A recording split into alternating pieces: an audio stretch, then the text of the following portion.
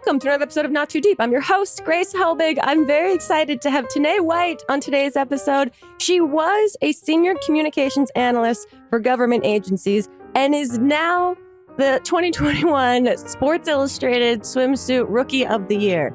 Talk about quite a pivot. And guess what? We do talk about it. We talk about how she got into working for these government agencies in their social media realm and how she decided on kind of a whim to try out for the Sports Illustrated Swimsuit contest. She didn't make it her first time. Guess what? She made it to the top her second time. We talk about that sort of tenacity, her relationship experiences, her uses of social media, what the modeling world is actually like, the highs and the lows, all of it. She is just so lovely. So please enjoy this episode of Not Too Deep with Tanaye White.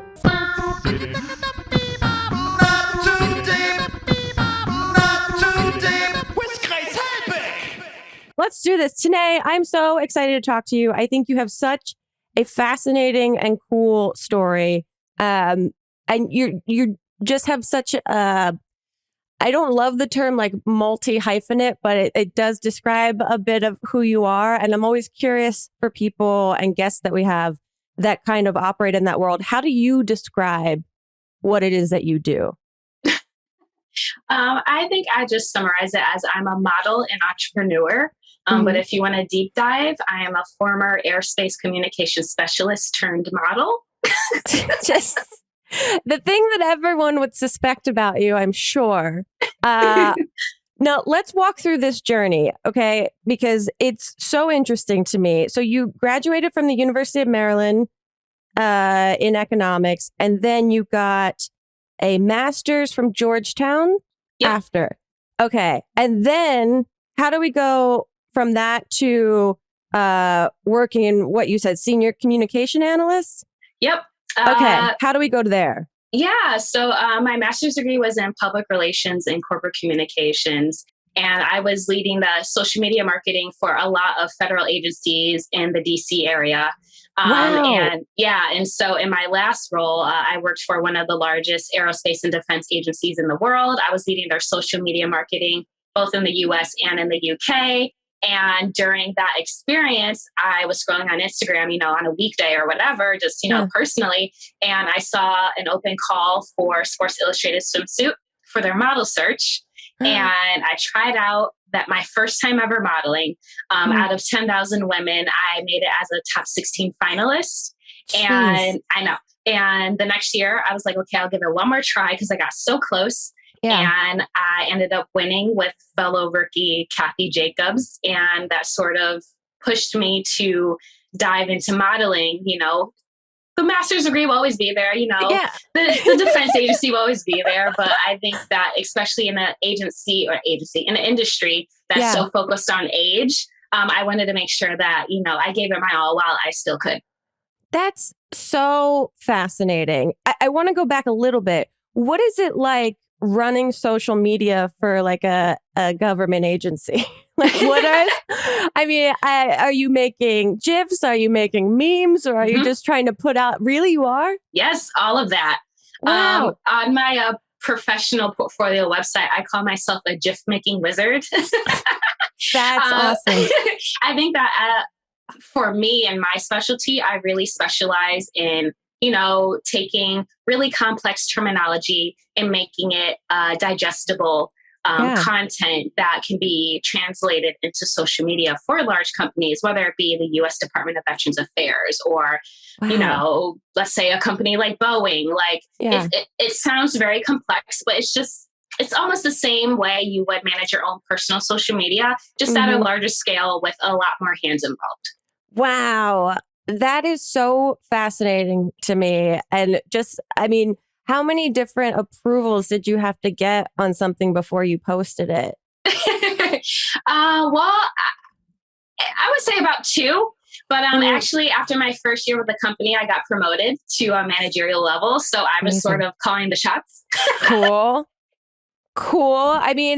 I appreciate, it seems like the through line of what you do is you are very dedicated. Like you said, you tried, first of all, the Sports Illustrated Swimsuit contest, having no experience modeling. What Was that just kind of see it on a whim, feel like I have nothing to lose, may as well try situation? Honestly, I think it was a calling from some higher power because my childhood dream was to become a model. But my parents were like, there's no money in that. There's no stability in that. Make sure you go to college and, work your way up the corporate ladder, white picket fence and all this stuff, stay to the beaten path. Yeah. And I always had this creative side to me, of course, being in my professional field, but here and there I would model for friends, but it was very casual. It wasn't anything at a Sports Illustrated level, you know? And so I would say out of the thousands of women who competed, I was the most green and the person with the least amount of experience. So I think that experience truly gave me the courage to take a leap and, I've done the stability route, which is fine, but maybe I can bring this childhood dream to life. Oh, that's so cool. And entering the first time, obviously, you get to see kind of how the inner workings go. So you get some knowledge, you get some experience. And then to do it again, was that just like, I know how this contest works. I know I can do this?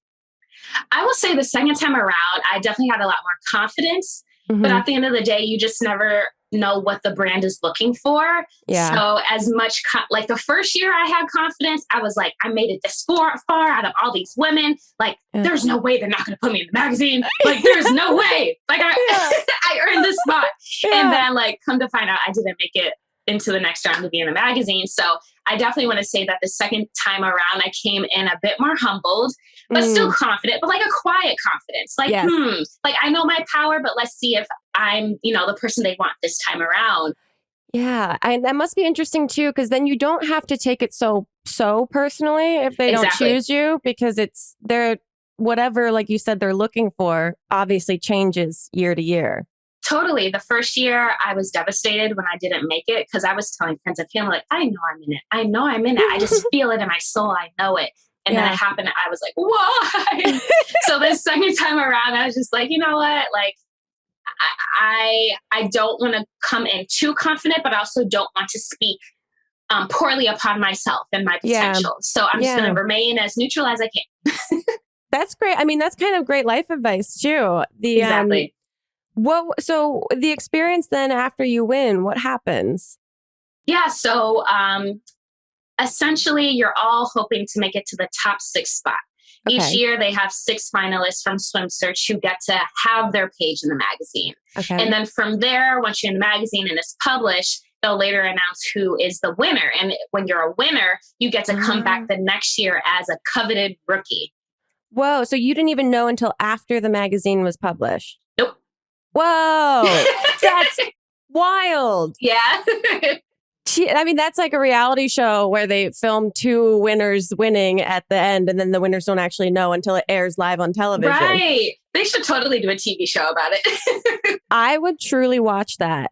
Now, one of the coolest things I think about you is that, one, you're just very real on all of your social media. It doesn't feel like a facade at all. You're very candid, and you talk a lot about mental health, and you're a big advocate for making like that a normalized conversation. Yeah. Where did that come from for you? It comes from a very personal experience. I had suffered from depression since I want to say was 12. Mm-hmm. And then when I was 16 years old, I actually lost a friend to suicide. Oh, and so I've always had a personal connection to the mental health arena. Mm-hmm. But at the time, it was never really talked about, like no one knew that I was suffering. I didn't tell it to anyone, not to my parents. I had one friend. I had a ton of friends, but only one friend knew. And that's because they were going through similar feelings. So we sort of, over AOL, AIM, we were able to vent to each other and just sort of support each other behind closed doors. But no one knew. Like looking from the outside in, you would never know. I was a top tier athlete, stellar student. Like I excelled in everything I did, which of course I'm not trying to brag, but like you would just never know from what I presented myself on the outside that I was actually hurting a lot on the inside. And so that actually inspired me once I hit college to start an advice column. At the time, it was called Brazen Backbone, and I used it as an advice column to support, young adults or teenagers who are either being bullied or going through like depression or even suicidal thoughts. And I had that advice column all the way up through college, and it's no longer active, but I think that's sort of transpired into what I do now, which is every Friday, I sort of use dance to symbolize freedom of your mind, freedom of bad thoughts. And so I dance, I make myself look like a fool every Friday. I call it Feel Good Friday. And it's a fact that when you dance, when you're moving, even when you're running, like the endorphins start going, you feel better. And so that's sort of what I'm trying to encourage people to do. And I'm trying to make it into like a mental health awareness movement. I think it's great because also like the world of mental health can be so overwhelming. There's so much information out there. There's so many ways to approach your mental health. And I think that's a simple, but also really profound way to do it. Just getting in touch with your body, just moving, just feeling like the mind-body connection a little bit. Yeah. Are there other things you do? Because I can imagine, because you're in New York now, right? Yes. Okay. And so I'm sure, or I can assume, or maybe you can tell us that the modeling world in New York can be really intense, I'm sure. Definitely. I mean, I just moved to New York 2 months ago, so I'm very fresh here. And before that, I was in the DC area for the last 6 years, and commuting back and forth to New York for castings or jobs or work was definitely challenging. And, it's the industry has made such a transformation from what we've known about it 10 years ago, or even 10 years prior to that. But it still is a not only physically challenging job, you're on your feet for like 8 to 10 hours a day, you're shooting, you're moving, you're doing all this, you're trying on 20 different outfits, but also mentally, because when you go to a casting, you're not sure if, the brand likes you or not, you want to present your best self, and then you feel defeated if they don't go with you. And then it's a lot of inner workings as well. And I think that people overlook that side of the industry. Yeah. Do you, when you're going into a different brand or to a different casting, do you kind of assess the type of brand it is and sort of try to operate more in that lane?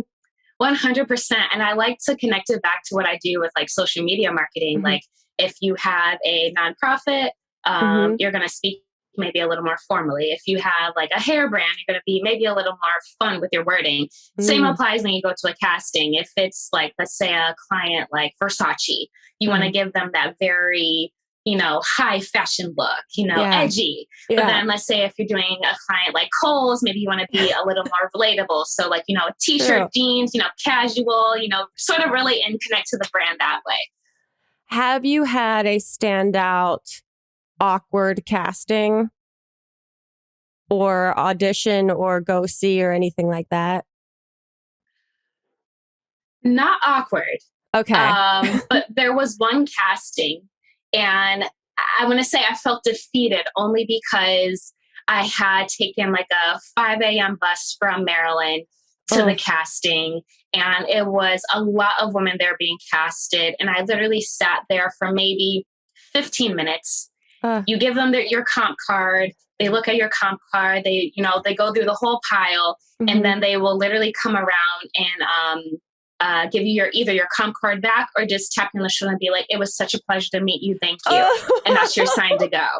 So after 15 minutes, after, this 2-hour bus drive, or 4-hour bus ride, to be at the casting for only 15 minutes, I can't lie. I cried. Once I stepped outside the doors, I cried on the sidewalk.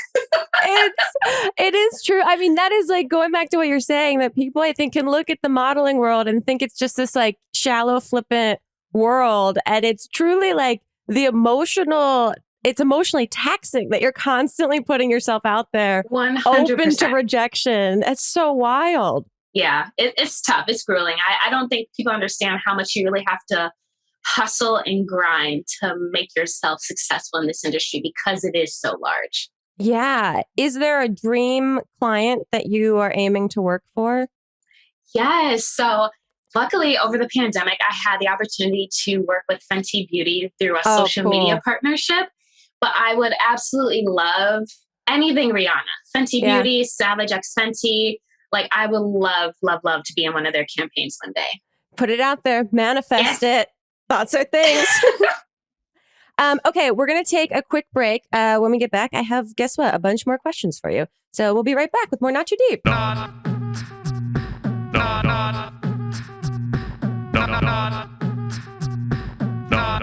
too deep. With Grace Helbig. Hi, friends. Grace Helbig here from the podcast Not Too Deep, which you are currently listening to, hosted by me, Grace Helbig.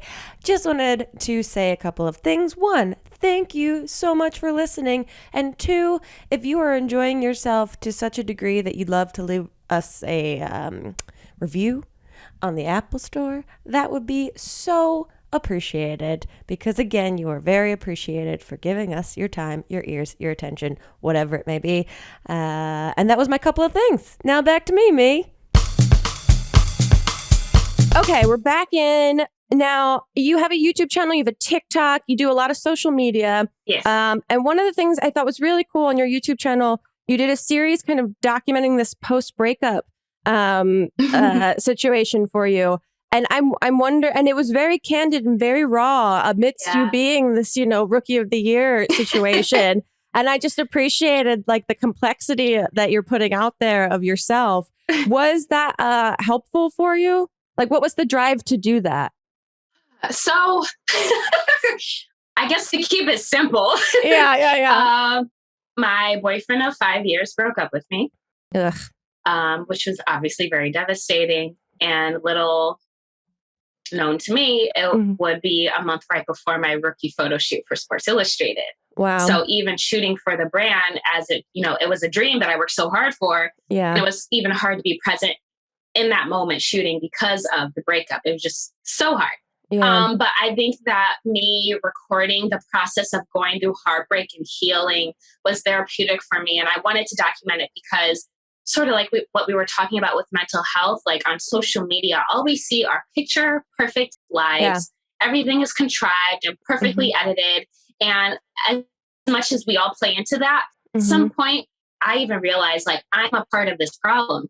And so that's why I've tried to become so real with sharing, the mental health challenges I may go through, or like if I have a bad day. And so this sort of fell into that bucket of like, okay, no one ever talks about their breakup. You see that, you see in the news, okay, so-and-so broke up with so-and-so. Then 2 months later, oh, so-and-so is now dating so-and-so. Yeah. It was like, okay, but where was the process in between? What happened in the middle? What happened? So this was me sharing what happened. And then especially as a person of color, like I feel like there's a lot of pressure in being perfect in addition to everything else, simply because sometimes it feels like we're 10 steps behind no matter how hard we work. And so I wanted to show that like there is beauty in heartbreak. You don't have to be perfect all the time. This is the reality of the situation. This is my journey with love. And self-love. And there's healing. There's a light at the end of the tunnel. It all sort of connects. And so while I haven't really talked about my like journey with dating since, that process, I think I have like 10 episodes out. I want to pick it up again and maybe transform it into like a dating advice type of channel. Yeah. I think that'd be cool. I think people could use that more than ever, especially dating in the pandemic is such a wild, wild west situation. Yeah. I was going to say, what are your thoughts on like, the you up texts that people... I despise it. Yeah. What you doing? You up? Hey, at midnight. Like, what do you want? Can you save it for tomorrow at 9 a.m.? Thanks. I'm sleepy. Yeah. We have go to bed. Go to bed. What do you want? Are you okay? Do you need help? Totally. I mean, I would think it would be super helpful to give some sort of love advice situation. With that, what do you think is the best way to break up with someone? Or is there no best way? There is not a best way, because it really depends on the situation. If you are in a relationship that is abusive, I would say do it over text and then block the person, change the locks, move to a different location, wherever. If it's a relationship where you've only been together for, let's say, 2 months, it would be nice if you were to tell them face to face, but I could also understand why you'd be uncomfortable to tell them that. But like, let's say you're in a relationship for 5 years, don't text them. Hey, I don't want to be with you anymore. So I think there's different scenarios for each situation. You're absolutely right. I think the longer it goes, I mean, it also, I guess, depends on understanding the person that you're breaking up with too, and like but I mean, there's no good way about There's it no at good all. way. It's going to hurt someone in the end. Yes, exactly. Okay, now we're going to go to a little bit of a lighter subject. I'm going to ask you the 2 questions I ask every single guest that is on the podcast. And the first is, who, alive or dead, would you most like to throw cold spaghetti at? Alive or dead? Hmm. Oh, that is a good question. And this is something we realize that this answer can change on a daily basis, an hourly basis. It's just who in this moment right now comes to mind. Ah, okay. Oh, I will go ahead. I'll take the easy way out, and I'll say I'll go with alive, and I'll say my ex. Okay, that's very, very fair. Very fair. A great answer.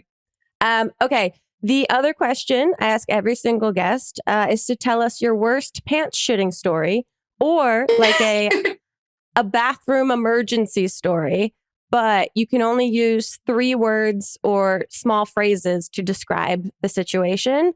So, for example, mine is college jogging front lawn. Mine is. Oh, I love that you have one that comes to mind right away. I have a few, actually. Oh, I love Mine that. is Washington, D.C., traffic, McDonald's cup.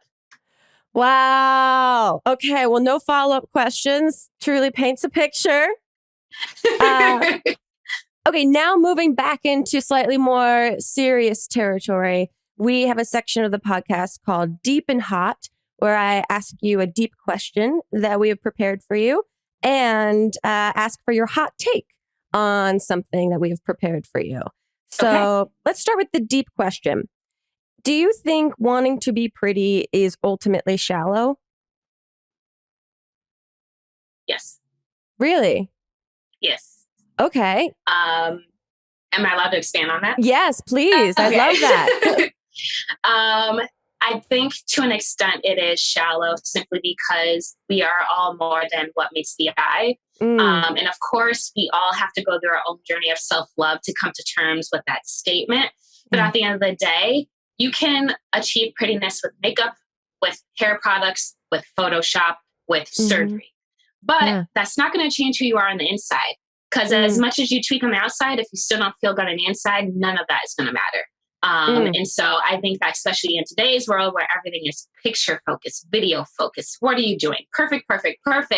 Yeah. We're starting to see that a lot of times people put on this facade that just isn't real. It looks pretty, but like what else? Like what else is going for you? Like really tell me about it. Like I want to know you personally. I want to be able to relate to you. And unfortunately, as gorgeous as you may be, whoever may be, like I need more than just your good looks. Like everyone's pretty now. What else is there? We need substance.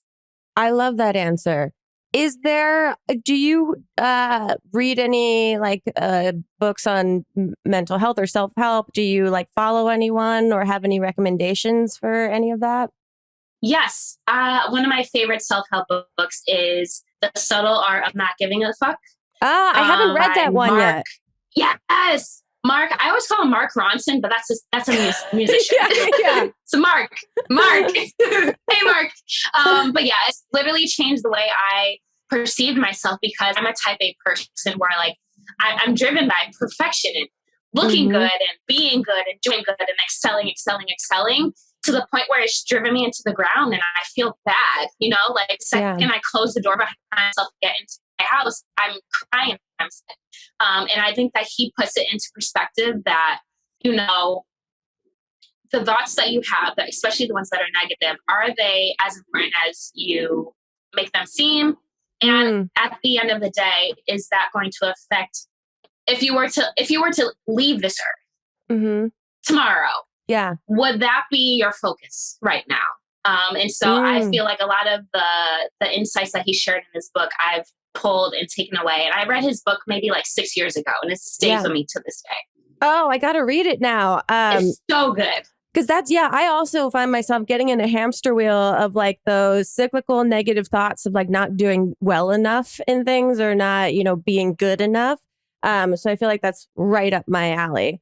Along with that, do you have ways that you combat burnout? Yes, working out. Working out. So much. I love to do cardio. I did track and field in college. When I tell you I hate running, I used to hate running. I was a long jumper. Like, don't ask me to do anything longer than 100-meter run. But now that's all I do. I love to run up and down the Brooklyn piers. Like, I love the feeling of my endorphins running and my blood pumping. Like, you just feel refreshed. Yeah. And then also I love to use Sunday as my self-care day. And so I'll like tune into Elevation Church, which I love.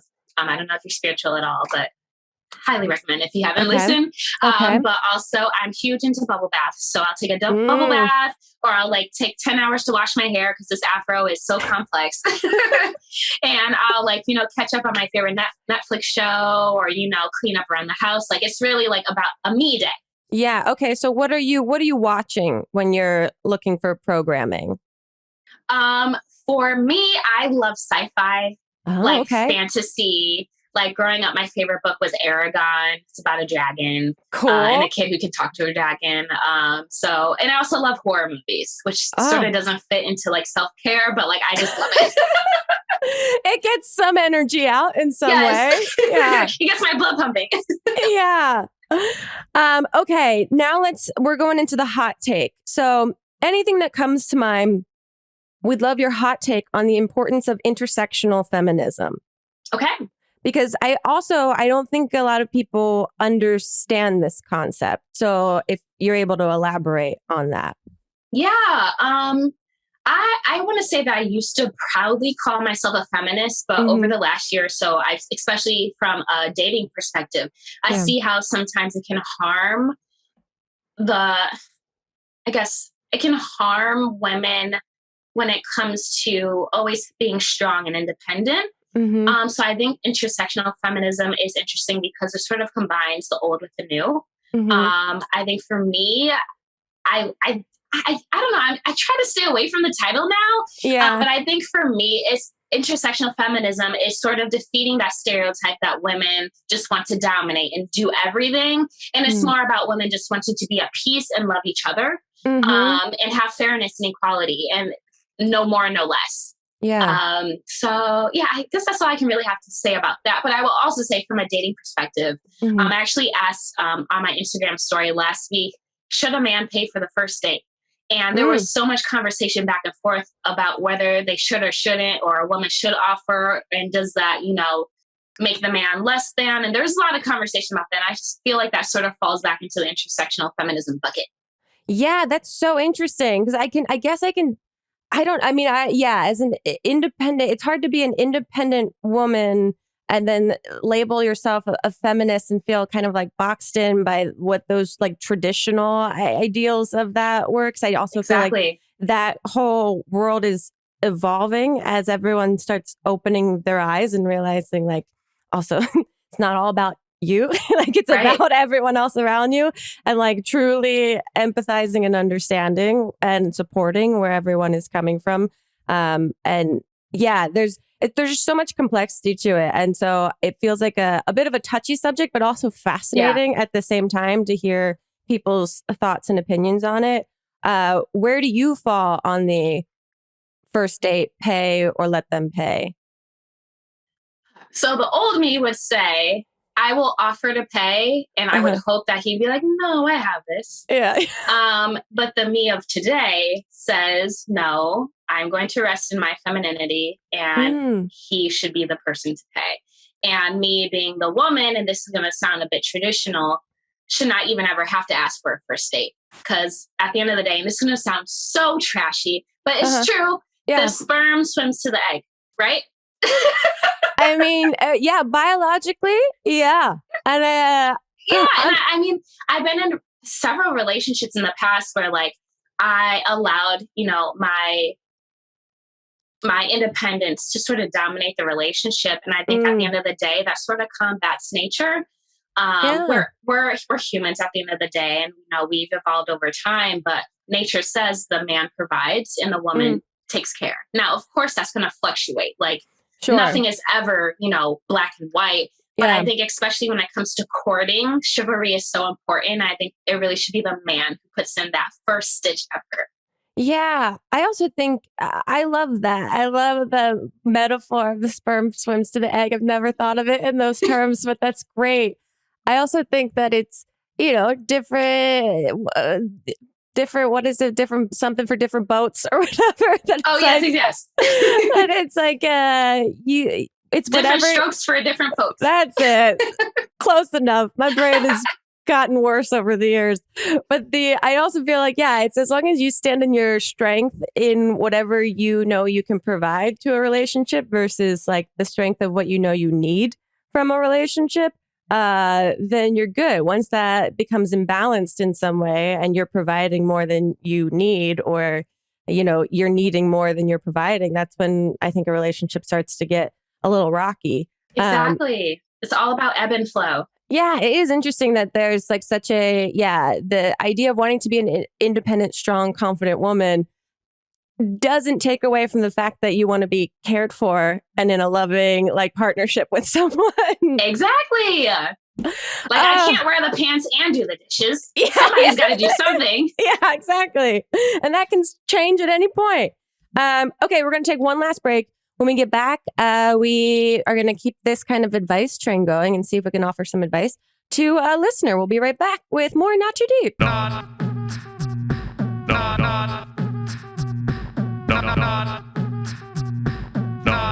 Too Deep with Grace Helbig. Okay, we are back in and we're going to offer some advice to listeners. Let's see. This question is about career, and I think you might have an interesting perspective on it. This person says, I'm currently a psychology major with a dance minor, but I have realized that I want to dance professionally after graduation and not pursue something psych-related at the moment. Do you think your degree has set you up for anything that has happened in your career? My parents are pressuring me to go straight to grad school for something psych-related, but I obviously don't want to do that. I'm currently mid-existential crisis, so anything about any of this will be helpful. Thanks so much. Ooh, this speaks to my soul. Yeah, I was going to say, I'm pretty sure you might have some advice on this. Yes. Okay. So firstly, I'll say I actually have a friend who is a celebrity guitarist. Mm-hmm. We met in college. She had her major in math, and her minor was in music. Okay. And now she does, music full time. She's worked with Beyonce, Fantasia, Wow. the works, Jay-Z, all of them. And, and she's doing really well, but she always has that major, that experience to fall back on. She's incredibly smart. I would say for me, I also encourage her to pursue dance. Like, if you're going to do it, especially if you're going to do it before grad school, go full force. Don't half-ass it. If you're going to really make the sacrifice, especially if your parents are challenging that decision, do everything in your power to prove them wrong. See, mom and dad, I got it. For me, when I transitioned to modeling, or when I actually first tried out for Sports Illustrated, I asked for my parents' permission, because they had drilled education into me so deeply. Wow. I was sort of almost nervous to step outside of what they had raised me to do, Yeah. And so maybe you have to have that conversation with your parents and be like, listen, I love you guys. I'm about to graduate and I'm so excited for the future. However, something deep in my soul is telling me to, pursue dance for now. And of course, I can always go back to psychology later down the line, but I would love to have your support on my journey. And I think they'll receive that very well if you present it in that type of way. Yeah, I think, being very gentle about it, but also confident in your conviction about it, that there's grad school will always be there. Higher education will always be an option. at some point, but your legs are only going to work for so long in the ways that you want them to work. And so I also think, and this, I don't mean this in a bleak way, but like you're saying, like if you're going to do it, go 100% into it. Because that way, if it doesn't work out, you won't have those what ifs. I had tried harder at the time. Like, exactly. Go for it. And if you fail, you did it. You got it. You can say you tried. Yep. You got it out. And you'll never have to live with like the older version of you in a constant state of wonder about all of it. Worst feeling ever. What are your thoughts on like if you pursue a creative career and it, like, when do you decide that it might be time to go back to like the more stable situation? I would say when it brings you more pain than it is joy. Mm-hmm. And pain is a very broad term. Stress, financial woes. You don't know how you're going to eat anymore. You don't know how you're going to pay your next month's rent. Those are all challenges. Survival and living are obviously key. They're number one. Everything else falls after that. So if it's challenging your living and your ability to live, I think that's when maybe you need to question, maybe taking a pause, going back to something more stable, maybe asking for help from a loved one, but never put yourself in a position where you can't meet those basic fundamental needs to live as a person. That's great. That's really helpful, simple, straightforward advice. Did I read somewhere that you have a digital marketing firm, by the way? I do. Can you tell us anything about that? Because you had said before that you're an entrepreneur. And then I saw this, I think, in an interview that you did. And I was like, what's that? Yeah. So although I am a model full time, I still wanted to connect back some way to my marketing background. And so I stood up Elysium Social the month after I quit my corporate job. It's a social media marketing agency that caters to small businesses who are either looking to stand up their social media or whose social media presence currently needs a facelift. And so I really liked in the experience I had in the corporate world, I identified that there's a lot of boomers or, older generations who are scared of social media and what does it mean? And they're confused about it and they're not doing it well. And so I identified that niche and that need. And so now I sort of target those types of business owners to help them. Wow. Is there, not to take away from your business and what you offer, but is there one piece of social media advice that you would offer to people, even if they're just individuals operating online rather than big businesses? Yeah. There's a lot I could give. I would say consistency is key. And I know it's hard for all of us because some of us have additional jobs outside of just that business or, life gets ahead of us. But consistency, and even at me as a business owner, I can tell you, I don't even do it that well. But consistency is truly key, especially in the social realm. So whether you need to batch post, batch create a month's worth of content and schedule it all out, or maybe you need to outsource someone to do it for you, just make sure you're keeping that presence. Because when a person looks at your brand, the first thing they do is click that Instagram icon or that Facebook icon. And if you haven't posted since 2012, that might deter someone from buying your product or your service. Very true. Very true. Tanaye, we've gotten to the end of the podcast and this has been so lovely. I feel like I could talk to you for hours about everything. But before we wrap up, we love to give our guests a little token of appreciation for making time for us. And that is a personalized horoscope that we have created for you. We are not astrologers. So Melissa just put it in the chat for you if you're able to read that out loud. Yes, let me pull it up. Take your time. Dear Taurus, full of the stars, you might be headed for some summer lovin' when Mars in Virgo opposes Neptune in Pisces this week. But be warned that passionate affairs might not work out when you ultimately get hit up with the "you up" text at 10 p.m. It's in the stars. Noted. Wait, so this means that love is on the way though, right? Love is on the way. Bet. Fingers crossed, but watch those "you up" texts. Tanaye, where can people find you online and everything you're up to if they don't already know? Yes, you can find me everywhere at Tanaye Dubs, TanayeDubz. That's my name across every social media platform. Feel free to DM me if you ever need some dating advice or modeling tips. Sweet. And also, we look forward to seeing you in an upcoming Fenty campaign. Cannot wait.